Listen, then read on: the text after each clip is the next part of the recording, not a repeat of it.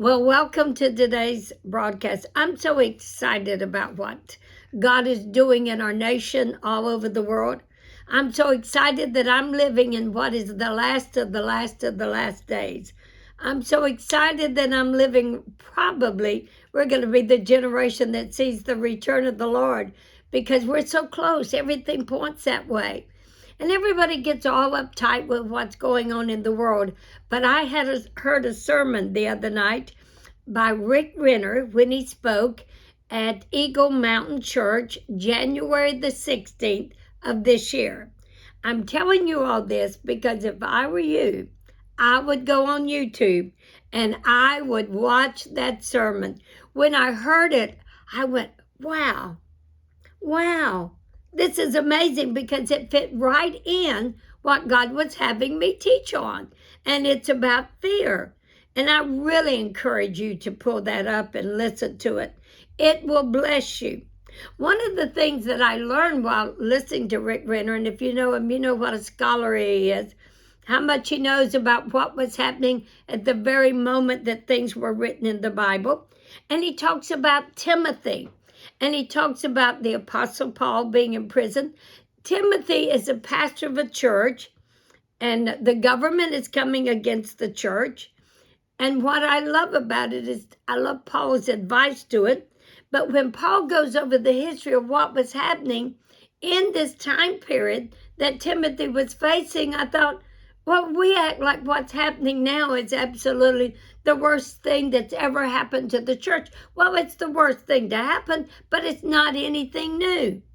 I didn't know that Nero was married to two men, and he goes over the line even before Nero, the perversion that was going on.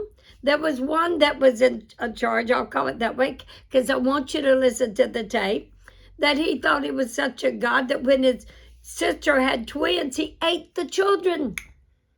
So I'm telling you what we're facing today.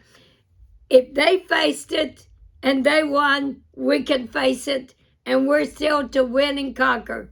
We're going to have one of the greatest revivals that ever hit our nation. I truly believe it. And so I know I want to look at the Apostle Paul, and I want to look at Timothy, what was happening in his day.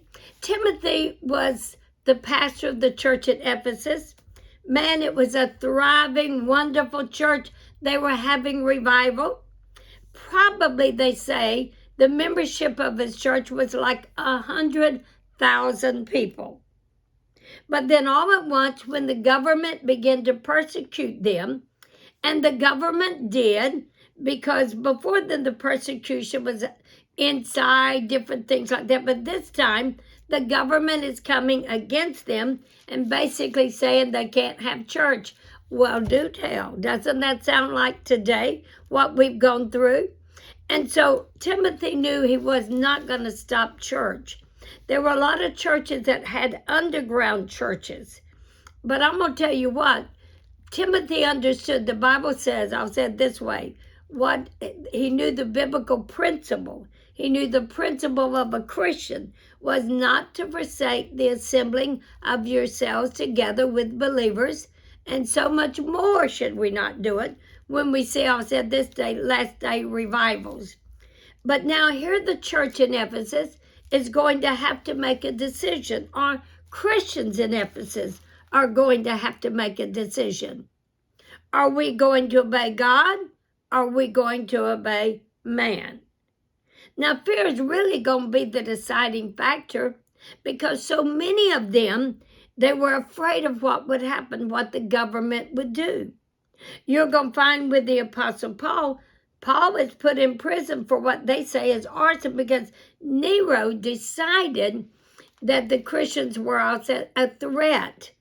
And so he's the one that burnt down Rome, and yet he's blaming the Christians for it. So that's why a lot of the persecution started. And Timothy is heartbroken. In fact, the letter he writes to Paul realized it's stained with tears. So he's not letting a few tears come down. He's absolutely sobbing. Because a pastor, they end up loving, they love their people. Because one of the marks of being a pastor is you love your people. And Paul and Timothy is seeing so many of his friends leaving him. When it's the worst time Timothy's ever gone through in his life, and people that he thought he could trust, that would be there with him and stand with him no matter what, are saying, hey, bye-bye. They're full of fear. And pastors found this out when COVID hit. Just COVID. Not the government putting them in prison, but just COVID. How many people got into so much fear that churches did suffer? Shame on those that closed. I'm like the Apostle Paul. I would have wrote him and said, stay open, fight the good fight of faith. People must hear the gospel. But when we read this in 1 Timothy, go there with me, 2 Timothy rather, you're going to find a little bit about what he writes. Now you got to realize Timothy, he was so blessed. He had a mother that was known as a woman of pure, authentic faith. He had a grandmother that was known of a woman who stood in faith. There was no hypocrisy about him. They had faith that would not waver. So Timothy comes, I'll say this, his mother, his grandmother, they knew how to stand in adverse circumstances. So he's really not standing alone. He has a history of this. And of course, his father in the faith is the Apostle Paul. And actually, what I read, I think the Apostle Paul began to be a little ashamed, embarrassed that the Apostle Paul is in prison. The Apostle Paul even said all his friends forsook him. You know, so many years ago, I had some friends who were going through some things. They were accused of some things and going through it. And she said, you might not want to make contact with us. You know, you might want to pull away. We know we're innocent, but we're going to be going through a rough time. And I said, I'm not a fair weather friend. I was a friend with yours before this trouble came. I'm going to stay a friend with you through it out. I believe you're innocent. And I'm going to stand with you. I'm not going to abandon you. When officials came in, they came in and confiscated all their tapes and all that kind of stuff. I don't know why, but they did. And this is true. And she called me, she said, I'm so ashamed you might be dragged into this. They came and got your tapes and Brother Emmanuel's tapes. And I said, well, hallelujah. I said, they might just become born again if they listen to our tapes, you know, all that we said. I knew they were innocent and they were proven innocent. You know, it had to do with a business deal, just a business deal. But I just want you to know, you know, when you make a commitment to God and trouble comes, you recognize how dear was their commitment. How much did they really love God? How much were they going to be there when rough times? And Timothy is having a shock. I remember someone came to me and they said, Pastor, I'm so concerned. These people just look up to you. They idolize you. And I laughed. I said, don't worry. The same kind of people that all at once idolize somebody, I said, it's really shallow idolizing. And I said, you turn around in a few weeks, maybe months, they'll hate you. So I said, nobody should ever be after the praises of people. But what does hurt a pastor when they see the people they love, how much they've invested in them, and when they walk away, it's hurt. It is hurt. I know a lot of people don't understand it, but it's hurt. But you know, it's the way life is. Storms come all the time to life. Storms, you know, I just said, someone said to my husband one time, I can't take this stress. And he said, it's daily living. I know a friend of mine said the same thing to me, and I said, get over yourself. God never put you in a cocoon where you don't have to face things, but he made it to where you can have victory. With all this going on with Nero, and by the way, he would take Christians, dip them in tar, and put them on a pole and set them on fire in his garden. So at night, he thought he would be able to hear them scream. Too bad. Because God thought different. There was such, I'll say it this way, such an act of God that even as they were dying, they were singing songs of praise to the Lord. Now, to do that is not just faith. God sovereignly protected them, and they felt nothing, no pain. And we have to realize, no matter what you're going through today, the same God has protected you all along. Those are the times that I call it, you pick out your book of examples and you go over, I remember this, write it in a book. This is when God delivered me. I remember this, and this is when God delivered me. I remember this, when God showed me this. I pick up my book and I said, I remember when God showed me that one of my children were in trouble. I went to their house right at the right time, and God blessed us. God brought them back to life. I remember when the Lord told me that the devil had planned to take the life of a member of my family. I remember the night that I realized the attack was coming, and I prayed, and God spared my child. The car came, didn't hit my child. It did hit another child, but didn't hit my child, and they were both crossing the street. I remember when God warned me about my child. I lived near a fire station, so it was not unusual for me to hear a fire engine going off. But I heard the fire engine. I saw a corridor in the realm of the spirit full of smoke. I heard my child say, "Help me, Mama, help me." I remember praying about that. And I remember getting the phone call. Lisa, who's now pastor, was in a fire at the hospital. Somebody they think was freebasing, whatever they call it. But there was an explosion. Fire filled the 10th floor of the hospital in South Carolina.